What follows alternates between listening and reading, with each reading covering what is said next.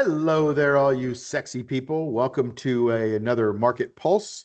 We're going to be talking a little bit about the yellow market that's happening right now, which means a little bit of caution, but it's not as bad as it seems. It's actually not bad at all, Frank. When I get into it, I'll show you. I hope you're doing fantastic. I'm going to go through a lot of charts here real quick, but I want to kind of show you what's happening if I can find the window that has my charts on it. So. That's not the window. Okay, here it is. So as soon as I tell you that we do have an event coming up in at the end of October, October 30th, 31st, and the 1st, right over Halloween weekend. But you know what? Maybe we'll dress up and have some fun. It's going to be an intimate room of people. It's kind of like going to be a family setting. Bring your laptop. We're going to have a workshop. Over the 3-day period, we're going to be studying a lot of charts, kind of like we do here every week. We're going to be using AI. We have an AI program that helps you do covered calls. To me, it's like the implementation layer on top of the knowledge layer that you need to have. And we're going to get to meet some really cool people and have a lot of fun. It's on Clearwater Beach at the Sand Key Resort. If you're interested in coming, we'd love to have you. We still have a early bird special going on right now. Go to cashflowmachine.net/events. Should have a link at the bottom of this, but love to see you there. And I'm going to be limiting it to just a small number of people, not a gigantic event. So it'll be more family style. And, you know, all the food stuff and all that stuff is going to be included, and it's going to be a lot of fun. It's on the beach. So in October, like when you're starting to freeze, it's at least still a little bit warm in October. All right. Let's talk about, hang on a second, let me get to my market timing indicators. So we are going into this yellow market. See how we have a yellow light there? 2 days yellow. Basically, we're just turning over a little bit.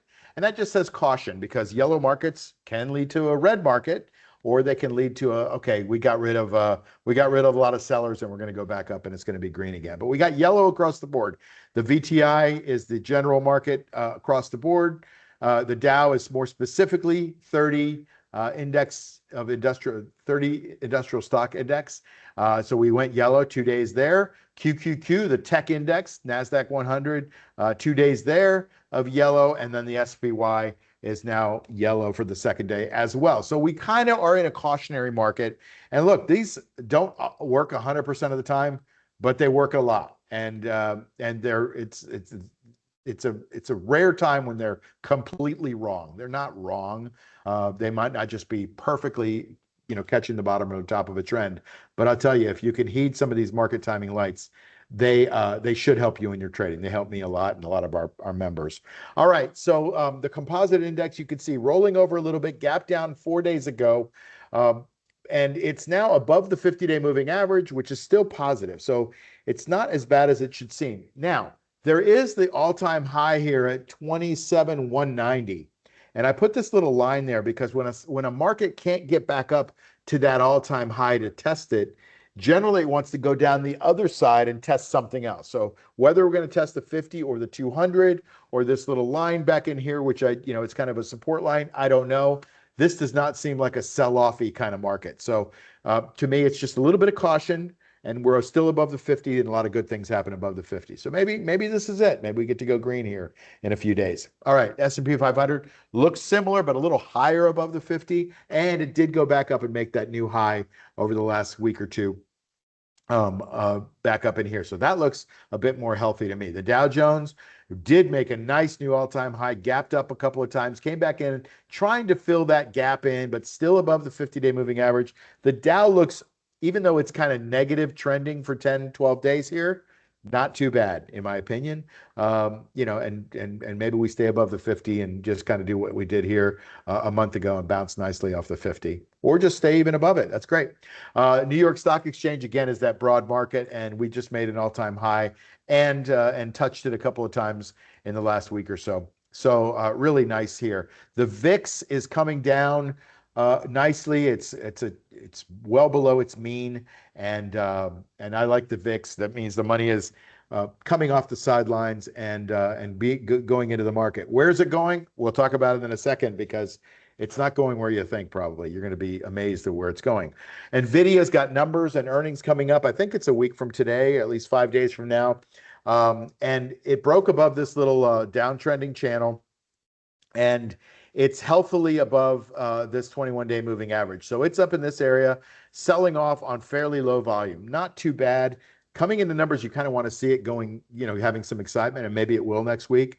But it's healthily above the 50-day moving average. It's just trying to fill in this little gap so it can go higher, probably. We'll see. Apple, you can see Apple is just hovering around the 50-day moving average. Doesn't really know what it wants to do. Apple has their reveal of their product line coming up in September. So there's going to be some talk into that, and maybe that's going to be negative news. Maybe it's going to be positive. I hear that they're not going to be revealing their entire iPhone 18 lineup. They're going to have this foldable one that looks pretty cool and a couple of their iPhones, but they're going to release the rest of the iPhone 18 lineup in 6 months. So they're going to try to go to this 2-a-year thing to kind of maybe prevent some of this volatility. Do with that information what you will. Apple just looks kind of flattish to me right now. Tesla is catching a bid, everybody. So it's in a long-term downtrend. You can see it. But there's talk of this merger between Tesla and SpaceX. And look at it. It went down to 297, and now it's at 360 something. So that's a nice little bounce off the bottom, 20% little bounce. And it's moving up today on volume, trying to get up into that 50-day moving average. We'll see if it can get over it and if it can hold it, especially on volume. That's a big test for Tesla, but right now it looks at least a little stronger than it has over the last several months. It almost is filling in that gap from earnings about a month ago. Speaking of SpaceX, SpaceX is getting a little bit of a bounce. You probably know that I'm in this. You can see some of my position notes here on that. SpaceX is getting a bounce today after kind of going down 3 days in a row on volume, based on more shares being released from the insider lockups. But SpaceX, to me, again, in that part of that, we're going to take over Tesla kind of merger deal. You're going to see a lot of interesting volatility and a lot of talk and stories between now and probably the middle of next year. So we'll see what happens. Right now, we like to see this action where it's at least not down at the bottom and it's kind of trying to hover above some of the moving averages that I have on the screen. SanDisk, you could see, bucked this little downtrend finally, came up over the 50, couldn't handle it, and now it's below the 50. I suspect it may be testing the 50 again soon, but to me, it looks like this party is basically over, at least for now, where we had a 10x in SanDisk. And now we're trying to just hold the 50-day moving average, which is a little bit pathetic for a stock like this. But they all have their day, right? What goes up must come down. That's the way SanDisk is. So be careful if you're in SanDisk. There's not a lot of reasons, unless you're just so bullish on the AI trade after a 10x run up that you can't stay out of it. Alphabet, basically Google, you could see if you just draw with your eye, we're in a downtrend. And a lot of people are leaving Google and going to other AI companies, and that's a problem. So they brought in Sergey Brin, again, who was one of the founders of Google, to kind of run the AI thing, and he's an effective CEO, but the company's changed since he left. And so will he continue to be effective, or has it changed too much? I don't know. It sure seems like some of these big companies that are going all in on AI are missing the boat. Google has the Google Cloud, which is doing really well. So that might be what's keeping Google in the game, because I don't think it's AI. I don't think their AI is keeping up with the other big players like OpenAI and Anthropic. Meta is, I call this a dog with fleas, in my opinion. So it's got what's called a dreaded H pattern that's almost shaping up. It started to shape up. Here's the long part of the H and then a little upside down U here. The good news is that we didn't go back and test that 524.49, and I thought we would last week. And that's good, because that tells you that maybe we don't have to go down and test that, which usually means we're going to go lower if it's on higher volume. So we'll see. I don't think there's any reason to be involved in Meta platforms and Facebook right now. I just think they're overspending on AI, and now they're giving away their best AI model. I don't get it. Maybe they're going to make it up on volume when you give something away, but I don't get it. So and a lot of people don't get it either, because it's under the 50 and just hovering below that. Amazon is in tried to break out of this cup pattern. Couldn't handle it, and now it's in a little downtrend. The good news is it's downtrending on a low volume. So that's not too bad for Amazon. But you know, if you're looking for something to buy, there's a lot better stocks that are out there. MicroStrategy is this part of the trade that I think is going to be the story potentially for the rest of the year. And that is because, and if you've watched any of my videos, I put out a video on Japan and one about the bond buying, and they're kind of the same thing. But we are now buying twice as many bonds as we were going to buy. And that's basically like taking $100 out of my right pocket and putting it in my left pocket. The problem is it creates inflation. So we're pushing out the yield curve, we're buying the long end of the yield curve, and we're sacrificing the short end of the yield curve. And we're flattening, we're trying to make the yield curve look more normal. But in doing that, we're just pumping a ton of money into the world. And when we do that, it's inflationary for everyone. So watch the prices on your drinks and your filet mignon, because they aren't going to be going down anytime soon. I don't care what people say about we're going to be in a deflationary environment. I just don't see it. And neither does the bond market, because the bond market still has pretty high rates. But you're seeing on MicroStrategy, or Strategy now, which is a play on Bitcoin. It's a leverage play on Bitcoin, I have to call it now. They have an interesting and fantastic way of thinking about it. They might dilute the strategy shares of equity to buy more Bitcoin, or they might sell Bitcoin to be able to handle a dividend on something called STRC Stretch, which is a preferred stock that pays about an 11 or 12% dividend, and that has kind of come down a little bit. I bet it's probably back to par right now, but you know, they've got a three-way strategy that you can liquidate one of the three legs to buttress up the stock. And so you've been seeing, you know, what the negative sentiment has been on that concept. But I can tell you that if we keep printing the denominator, the dollar, and that dollar is used to buy more strategy, which doesn't have an unlimited amount to print. It's got 21 million, and it's finite. Eventually that squeezes into the upsides. And that could be what we have here, is a little short squeeze, a little equity squeeze, whatever you call it, but it's on volume, guys. And so this is now above the 50-day moving average, gapping up on volume 3 days in a row off the recent bottom of 81, and now it's at 120, right? So that's up about 40% just in a couple of months, or you can look at 20% in 3 or 4 days.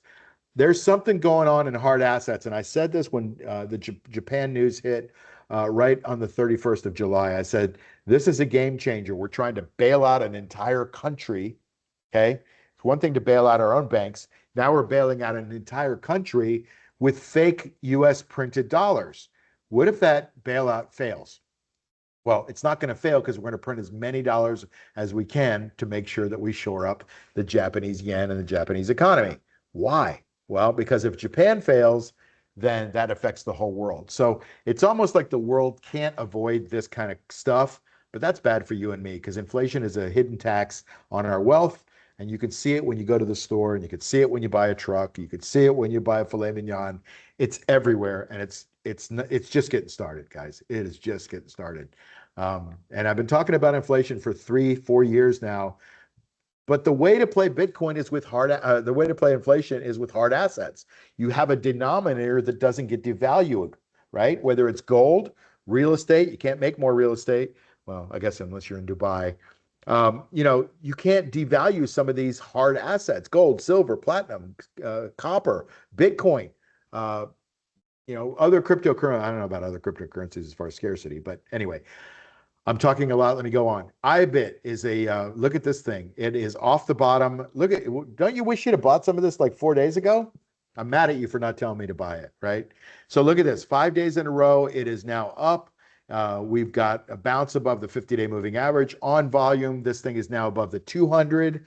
There's a lot of good stuff going on here. Now, on these straight up off the bottom patterns, I don't love them, because these gaps want to get filled. So be careful of trying to chase this right now. But that being said, I think we have some health that's starting to shape up in this sector. Bottoming is a process. It doesn't take 1 day or 5 days. It takes a process. And there's probably going to be a range set somewhere in here, maybe between even 44 and 36, where things are going to change until we actually get an official bottom. But This is telling you that what's going on in the macro markets with this printing of money to buy more bonds is a lack of faith in that concept, in that dollar, and money is now going into hard assets.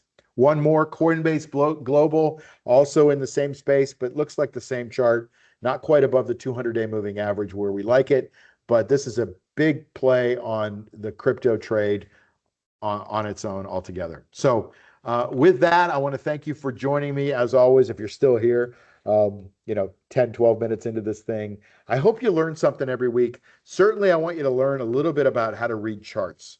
And chart reading is so important in your trading that if you don't know how to do it, you're left to the whims of emotion.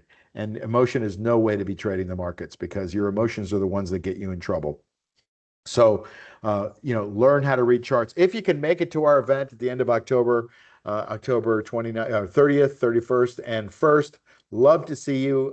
There's a link down below where you can register. Early bird coupon is going on right now. Love to see you there. Bring your laptop and we'll have some fun at the end of October. Listen, thanks again for joining me. As always, have an awesome weekend and I'll see you next week on the Market Pulse. Take care.